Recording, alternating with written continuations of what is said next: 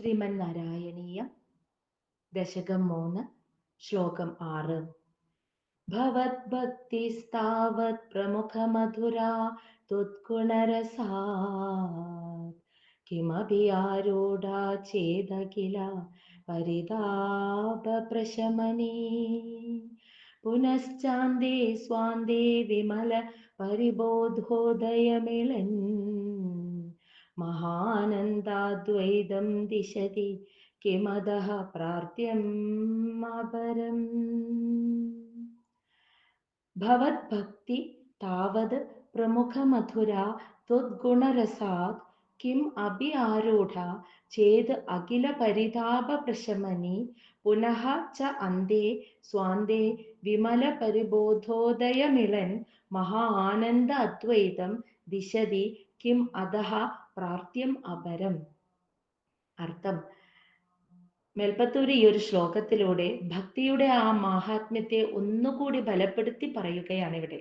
അതായത് ഭവത് ഭക്തി, ഭഗവാനെ അങ്ങയോടുള്ള ആ ഒരു ഭക്തി, താവത് അത് മാത്രമാണ് പ്രമുഖ മധുര, തുടക്കത്തിൽ തന്നെ മധുരതരമായിട്ടുള്ളത്. കാരണം ത്വതുഗുണരസാത്, അങ്ങയുടെ ഗുണകഥകൾ കേൾക്കുമ്പോൾ അതിൽ രസം പിടിച്ച് അതിൽ നിന്നും ഉണ്ടാകുന്ന ഒരു ആനന്ദത്താൽ ഭക്തി മാത്രമാണ് തുടക്കത്തിലേ മധുരതരമായിട്ടുള്ളത്. ഭഗവത് പ്രാപ്തിക്ക് നിരവധി മാർഗങ്ങൾ ഉണ്ടെങ്കിൽ അതിൽ ഭക്തി മാത്രമാണ് ആരംഭത്തിൽ തന്നെ മധുരതരമായിട്ടുള്ളത്. അതിന് കാരണം ഭഗവാന്റെ കഥകൾ ഇങ്ങനെ കേട്ട് രസിച്ചിരിക്കുമ്പോൾ ഉണ്ടാകുന്ന ഒരു ആനന്ദത്താൽ ഭക്തിയോഗത്തിന്റെ തുടക്കം തന്നെ മധുരതരമാണ്. ഇനി കിമപി ആരൂഢാ ചേത്, അതായത് ഇനി അത് ആ ഭക്തി കുറെ കൂടി വളർന്നു വന്നാലോ അഖില പരിതാപ പ്രശമനി, നമ്മൾ അനുഭവിക്കുന്ന സകല ദുഃഖങ്ങളെയും അത് ഇല്ലാതാക്കുന്നു. അതായത് ഭഗവാനിൽ സമർപ്പിതമായ ഒരു ഭക്തി മനസ്സിൽ വളർന്നു കഴിഞ്ഞാൽ ഭൗതിക ജീവിതത്തിൽ അനുഭവിക്കുന്ന സകല സുഖങ്ങളെയും ദുഃഖങ്ങളെയും ജയപരാജയങ്ങളെയും ലാഭനഷ്ടങ്ങളെയും ഭഗവാന്റെ പാദങ്ങളിൽ അർപ്പിക്കുകയാണ് ചെയ്യുന്നത്. അതോടുകൂടി അവന്റെ മനസ്സിലെ സകല വേവലാതികളും ദുഃഖങ്ങളും അതോടെ ഇല്ലാതാകുന്നു. ഇനി പുനഃ, പിന്നീട് അന്തേ, അവസാനത്തിൽ, സ്വാന്തേ, നമ്മുടെ മനസ്സിൽ വിമല പരിബോധോദയമിളൻ, പരിശുദ്ധമായ ജ്ഞാനം പ്രകാശിക്കുകയും ചെയ്യുന്നു. അതായത് ഭഗവാനോടുള്ള ആ ഒരു ഭക്തി വളർന്നു കഴിഞ്ഞാൽ അത് തുടക്കത്തിൽ തന്നെ ആനന്ദകരമാണ്. ഭഗവത് കഥകൾ കേട്ട്, ഗുണകഥകൾ കേട്ട് രസം പിടിച്ചുണ്ടാകുന്ന ആനന്ദത്താൽ ഭക്തിയുടെ ആരംഭം തന്നെ വളരെ മധുരതരമാണ്. ഇനി ആ ഭക്തി കുറെ കൂടി വളർന്നു വന്ന് എന്താണ് യഥാർത്ഥ ഭക്തി എന്ന് ഒരു ഭക്തൻ മനസ്സിലാക്കി കഴിഞ്ഞാൽ അവനെയും അവന്റെ ജീവിതത്തിലെ സകല സുഖങ്ങളെയും ദുഃഖങ്ങളെയും ആ ഭഗവാന്റെ പാദങ്ങളിൽ സമർപ്പിച്ചു കഴിയുമ്പോൾ അതോടെ അവന്റെ സകല ദുരിതങ്ങളും ഇല്ലാതാകുന്നു. അപ്പൊ ഭക്തി ഒന്നുകൂടി സമർപ്പിതമായി ഭക്തിയായി വളർന്നു കഴിഞ്ഞാൽ അവന്റെ ജീവിതത്തിലെ എല്ലാ ദുഃഖങ്ങളെയും അത് ഇല്ലാതാക്കുന്നു. ഇനി അവസാനത്തിൽ ആ ഭക്തി മൂലം നമ്മുടെ മനസ്സിൽ പരിശുദ്ധമായ ജ്ഞാനം പ്രകാശിക്കുകയും ചെയ്യുന്നു. മഹാ ആനന്ദ അദ്വൈതം, പരമാനന്ദമാകുന്ന അദ്വൈതമാകുന്ന ആ പരമാത്മാവിനെ, ആ പരബ്രഹ്മ സിദ്ധിയെ തന്നെ ദിശതി, അത് നമുക്ക് നൽകുന്നു എന്ന്. ആ ഭക്തി കൊണ്ട് പരമപദ പ്രാപ്തിയെയും നമുക്ക് ലഭിക്കുന്നു. കിം അധഃ പ്രാർത്ഥ്യം അപരം എന്ന് വെച്ചാൽ ഇനി ഇതല്ലാതെ വേറെ എന്താണ് ആവശ്യമുള്ളത് ഒരുവന് ജീവിതത്തിൽ, അതാണ് ആ ചോദിക്കുന്നത്. അതായത് നമ്മുടെയൊക്കെ ജീവിതത്തില് സുഖവും അതുപോലെ തന്നെ സുഖം വേണം, അതുപോലെ ദുഃഖനാശം, അതുപോലെ ഒടുവിൽ മോക്ഷം ലഭിക്കുക, ഇതൊക്കെയാണ് നമ്മൾ എല്ലാവരും ആഗ്രഹിക്കുന്നത്. സുഖമായിട്ട് സ്വാസ്ഥ്യത്തോടെ ഈ ഭൗതിക ജീവിതം ജീവിക്കാൻ പറ്റണം, ദുഃഖങ്ങളെയൊക്കെ ബാലൻസ് ചെയ്യാൻ പറ്റണം, അവസാനം മോക്ഷം നേടാനും സാധിക്കണം. ഇതാണ് നമ്മൾ എല്ലാവരും ആഗ്രഹിക്കുന്നത്. ഇത് മൂന്നും ഭക്തി കൊണ്ട് മാത്രം നേടാൻ സാധിക്കുമെന്നാണ് മേൽപ്പത്തൂര് പറയുന്നത്. ആയതിനാൽ ആ സമർപ്പിതമായ ഭക്തിയെ മാത്രമേ ഞാൻ ആഗ്രഹിക്കുന്നുള്ളൂ. ആ ഭക്തി എൻ്റെ ഉള്ളിൽ വളർന്നാൽ ഇന്ന് ഞാൻ അനുഭവിക്കുന്ന സകല രോഗക്ലേശങ്ങളെയും ഇല്ലാതാക്കാൻ സാധിക്കുമെന്ന് എനിക്ക് ഉറപ്പുണ്ട്. അതായത് ആ ഭക്തിയുടെ മാഹാത്മ്യത്തെ മേൽപ്പത്തൂർ ഒന്നുകൂടി ഇവിടെ ഉറപ്പിക്കുകയാണ്, ബലപ്പെടുത്തുകയാണ് ചെയ്യുന്നത്. ഭഗവാനിലുള്ള നിഷ്കളങ്കമായ ഭക്തി തുടക്കത്തിലെ ഭഗവത് കഥകൾ കേട്ട ആനന്ദത്താൽ മധുരതരവും അത് പിന്നീട് വളർന്ന് വളർന്ന് സമർപ്പിതമായ ഭക്തിയാകുമ്പോൾ ജീവിതത്തിലെ സകല ദുഃഖങ്ങളെയും അതുമൂലം ഇല്ലാതാക്കാനും കഴിയുന്നു.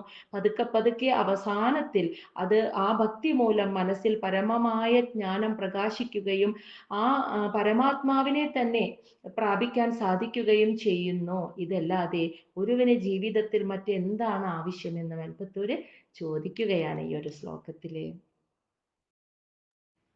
ശ്ലോകം 7. വിധൂയ ക്ലേശാന്മേ കുരു ചരണയുഗ്മം ധൃതരസം ഭവക്ഷേത്രേ പ്രാപ്തോ കരമപി ച തേ പൂജനവിധോ ഭവന്മൂർത്യാലോകേ നയനമദതേ പാദതുളസീ പരിഘ്രാണേ ഘ്രാണം ശ്രവണമപി തേ ചാരുചരിതേ.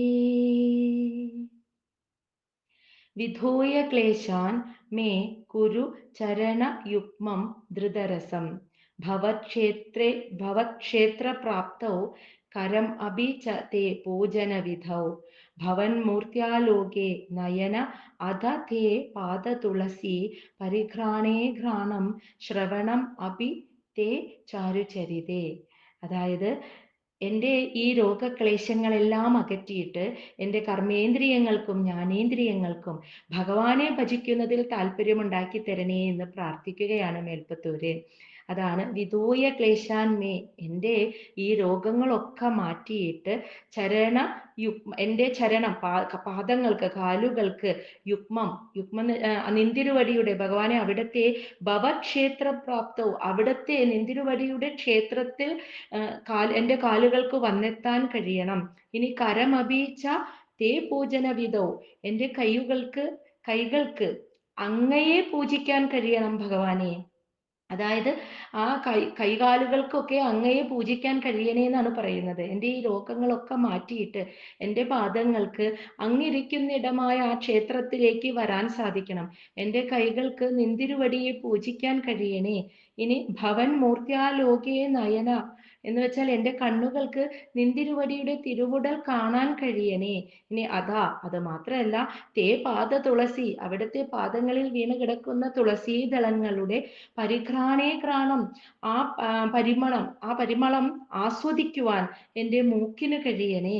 ഇനി ശ്രവണമഭി തേ ചാരുചരിതേ, എൻ്റെ കാതുകൾക്ക് അവിടുത്തെ മധുരതരമായ ആ ഗുണകഥകൾ കേൾക്കുവാനും ഉള്ള ധൃതരസം കുരു എന്ന് വെച്ചാൽ അതിനെല്ലാമുള്ള ഉത്സാഹം ഉണ്ടാക്കി തരണേ ഭഗവാനെ എന്ന് പ്രാർത്ഥിക്കുകയാണ് ഇവിടെ.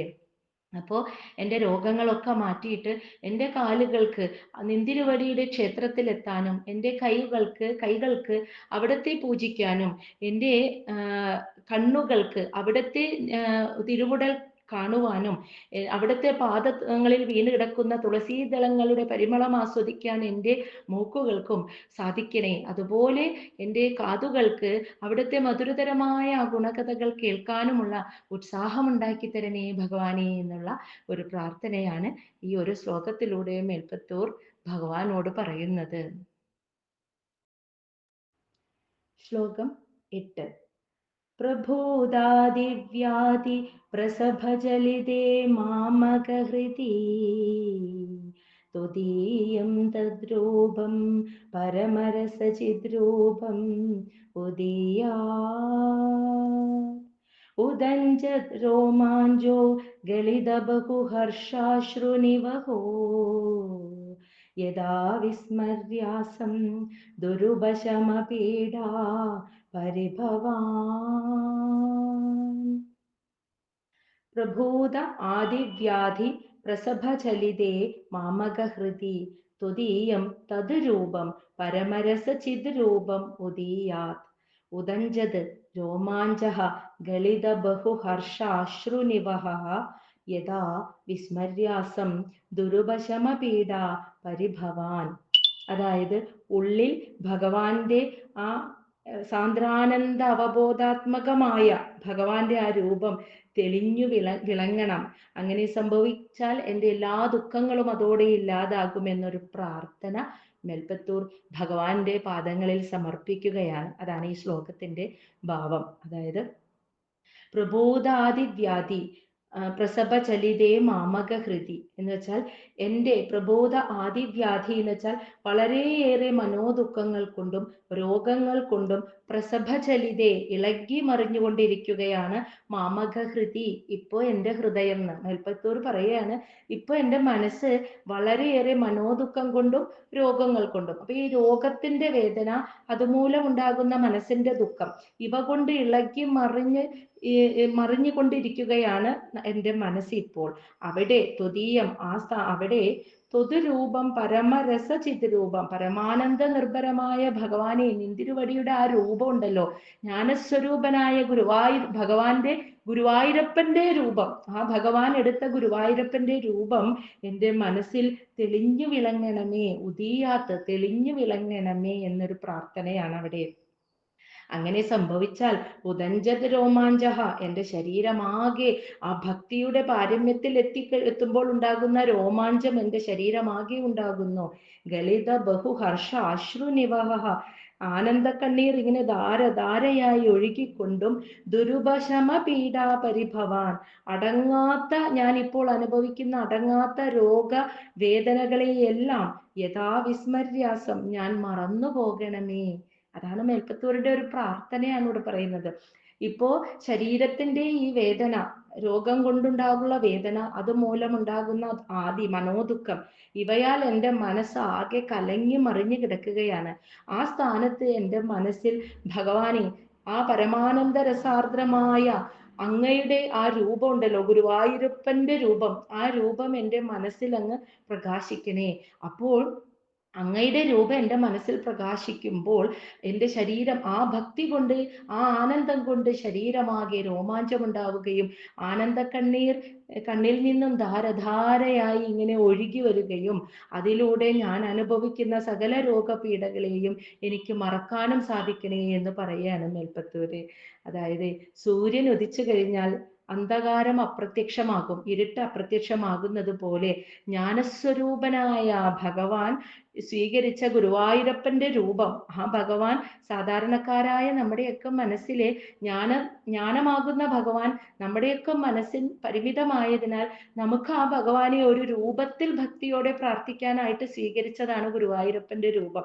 ആ രൂപം മനസ്സിൽ തെളിഞ്ഞാൽ സകല ദുഃഖങ്ങളും മറന്നു പോകുന്നു. അതായത് സൂര്യൻ ഉദിച്ചു കഴിഞ്ഞാൽ ഇരുട്ടില്ലാതാകുന്നത് പോലെ ഗുരുവായൂരപ്പന്റെ രൂപം മനസ്സിൽ കണ്ട് ധ്യാനിക്കാൻ സാധിച്ചാൽ നമ്മൾ അനുഭവിക്കുന്ന സകല ദുഃഖങ്ങളും എന്തെന്നില്ലാത്ത ഒരു ആനന്ദമായിരിക്കും മനസ്സിന് ആ സമയത്തുണ്ടാവുക. അതിലൂടെ എല്ലാ ദുഃഖങ്ങളെയും നമുക്ക് മറക്കാൻ സാധിക്കുന്നു. സ്മരണ രൂപത്തിലുള്ള ഒരു ഭക്തി ആണ് ഈ ഒരു ശ്ലോകത്തില് പറയുന്നത്. ഭഗവാന്റെ രൂപം മനസ്സിൽ കണ്ടുകൊണ്ട് സ്മരിച്ചുകൊണ്ടുള്ള ധ്യാനം, മനസ്സിലായോ? അങ്ങനെയുള്ള ഒരു ഭക്തിയാണ് ഈ ശ്ലോകത്തിൽ പറയുന്നത്. അങ്ങനെ കാണാൻ പറ്റുമ്പോൾ ഉണ്ടാകുന്ന ഭക്തിയുടെ പാരമ്യത്തിൽ എത്തുമ്പോൾ ഉണ്ടാകുന്ന ലക്ഷണങ്ങളാണ് ആനന്ദ കണ്ണീർ ഇങ്ങനെ ധാരധാരയായി ഒഴുകുക, ശരീരമാകെ രോമാഞ്ചം ഉണ്ടാവുക. ഈ അനുഭവങ്ങളൊക്കെ ആ ഭക്തിയുടെ പാരമ്യത്തിൽ എത്തുമ്പോഴാണ് നമുക്ക് അനുഭവിക്കാൻ കഴിയുന്നത്. അങ്ങനെ നമ്മൾ ഗുരുവായൂർ ചെന്ന് ഭഗവാന്റെ ഒരു സെക്കൻഡ് നേരത്ത് ഭഗവാന്റെ ആ രൂപം കാണുമ്പോൾ തന്നെ ഒന്നും നമുക്ക് പറയാൻ പറ്റില്ല.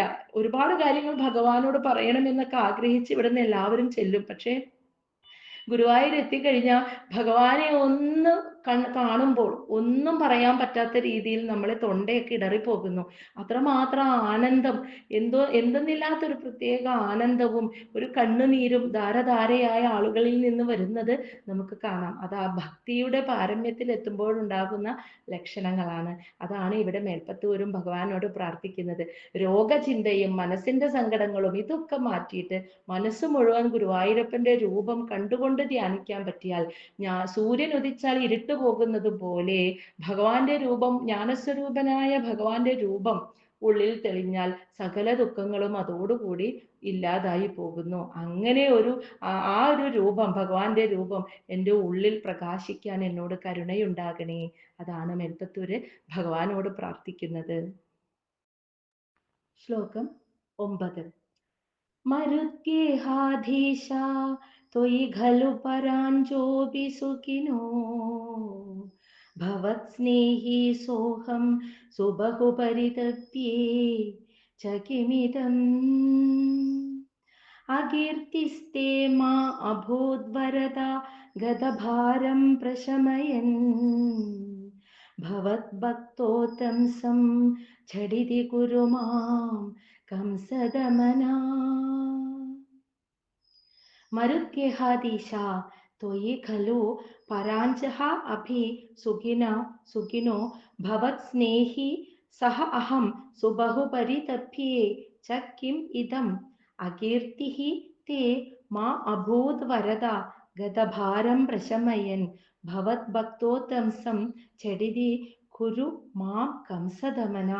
അതായത് എൻ്റെ രോഗം മാറ്റാതിരുന്നാൽ ഗുരുവായൂരപ്പന് ദുഷ്കീർത്തി ഉണ്ടാകുമെന്ന് ഒരു സുഹൃത്തിനോട് എന്ന പോലെ ഭഗവാൻ ഒരു സഖ്യഭാവത്തിൽ ഇങ്ങനെ ഭഗവാനോട് പറയാണ് കേട്ടോ. മേൽപ്പത്തൂർ ഒരു കൂട്ടുകാരനോടൊക്കെ പറയില്ലേ, എന്ന പോലെ ഭഗവാനോട് പറയാണ്, ഭഗവാനെ ഗുരുവായൂരപ്പ, അങ്ങ് എൻ്റെ രോഗം എത്രയും പെട്ടെന്ന് മാറ്റിത്തരണം, ഇല്ലെങ്കിൽ ഇത് അങ്ങേക്ക് ഒരു അപകീർത്തി വരാൻ ഇടയാകുമെന്ന് ഭഗവാനോട് ഒരു കൂട്ടുകാരനോട് എന്ന പോലെ പറയുകയാണ് കേട്ടാ ഈ ശ്ലോകത്തില്.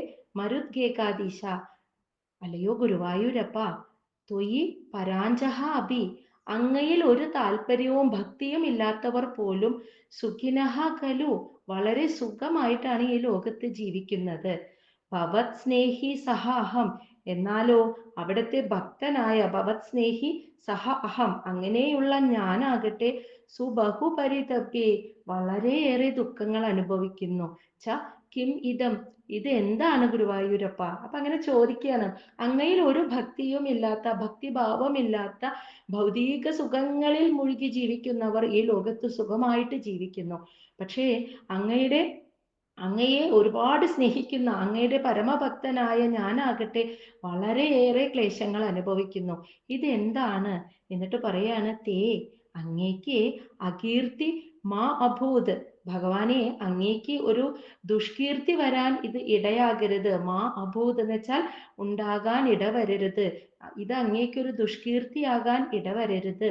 എന്നിട്ട് പറയാണ്, വരദ, വരം നൽകുന്നവനെ ഗുരുവായൂരപ്പ, ഗതഭാരം പ്രശമയൻ, എത്രയും പെട്ടെന്ന് എൻ്റെ രോഗങ്ങളൊക്കെ മാറ്റിയിട്ട് ഭവത് ഭക്തോത്തംസം, അങ്ങയുടെ ഉത്തമ ഭക്തനാക്കിയിട്ട് ചടീതി എന്ന് വെച്ചാൽ വളരെ പെട്ടെന്ന് തന്നെ മാം കുരു, എന്നെ തീർക്കണേ എന്ന് പറയാണ്. കംസദമന, കംസനെ വധിച്ചവനെ, കംസഹന്താവായ ഗുരുവായൂരപ്പ, അതുപോലെ വരദ, വരം നൽകുന്നവനെ. ഈ രണ്ട് പേരും ഇവിടെ പ്രയോഗിക്കാൻ കാരണം എന്താണെന്ന് വെച്ചാൽ, അലയോ വരദ എന്ന് പറഞ്ഞാൽ വരം നൽകുന്നവനെ, അതായത് പ്രഹ്ലാദനെയും ഗജേന്ദ്രനെയും ഒക്കെ രക്ഷിച്ചത് അങ്ങാണല്ലോ.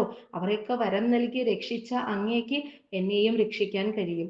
അതുപോലെ കംസദമന, കംസഹന്താവായ ഭഗവാനെ എന്ന് വിളിക്കുന്നത്, കംസനെ നിഗ്രഹനായ, കംസൻ എന്ന അസുരനെ നിഗ്രഹിച്ച അങ്ങേക്ക് അതുപോലെ ആസുരികമായി എൻ്റെ ഉള്ളിലിരിക്കുന്ന ഈ അസുഖത്തെ വളരെ പെട്ടെന്ന് തന്നെ നിഗ്രഹിക്കാനും കഴിയും. അപ്പൊ കംസനെ നിഗ്രഹിച്ചവനെ എന്ന് ഓർമ്മിപ്പിച്ചത്, അതുപോലെ എൻ്റെ ഉള്ളിലെ രോഗത്തെ നിഗ്രഹിച്ചിട്ട് ഇല്ലാതാക്കിയിട്ട് പ്രഹ്ലാദനെയും ഗജേന്ദ്രനെയും ഒക്കെ അവര് മനസ്സറിഞ്ഞ് വിളിച്ചപ്പോൾ അങ്ങ് വന്ന് രക്ഷിച്ചില്ലേ, അതുപോലെ എന്നെയും വരം നൽകി എന്നെ അനുഗ്രഹിച്ച് എന്നെയും രക്ഷിക്കണേ എന്ന് ഭഗവാനെ ഓർമ്മിപ്പിക്കാൻ വേണ്ടിയിട്ടാണ് ഇവിടെ വരദ, കംസദമന എന്നൊക്കെ ഭഗവാനെ വിളിക്കുന്നത്. ഗുരുവായൂരപ്പ, അങ്ങയിൽ ഭക്തിയില്ലാത്തവർ ഈ ലോകത്ത് സുഖമായി ജീവിക്കുന്നു. അങ്ങയുടെ പരമഭക്തനായ ഞാനാകട്ടെ വളരെയേറെ ക്ലേശങ്ങൾ അനുഭവിക്കുന്നു. ഇത് എന്തുകൊണ്ടാണ് ഭഗവാനെ? ഇത് അങ്ങേക്ക് ഒരു അപകീർത്തി വരാൻ ഇടയാകരുത്. അതുകൊണ്ട് അങ്ങ് എത്രയും പെട്ടെന്ന് വരം നൽകുന്ന അങ്ങ് എൻ്റെ എല്ലാ രോഗങ്ങളെയും ഇല്ലാതാക്കിയിട്ട് എന്നെ അങ്ങയുടെ ഉത്തമ ഭക്തനാക്കി തീർത്താലും. അതായത് ഒരു കൂട്ടുകാരനോട് എന്ന പോലെ തൻ്റെ ആവശ്യത്തെ ഭഗവാനെ അറിയിക്കുകയാണ് മേൽപ്പത്തൂര് ഈ ശ്ലോകത്തിലൂടെ. ശ്ലോകം 10. കിമുക്തൈർഭൂയോപി തവ ഹി കരുണായാവതുദിയാത്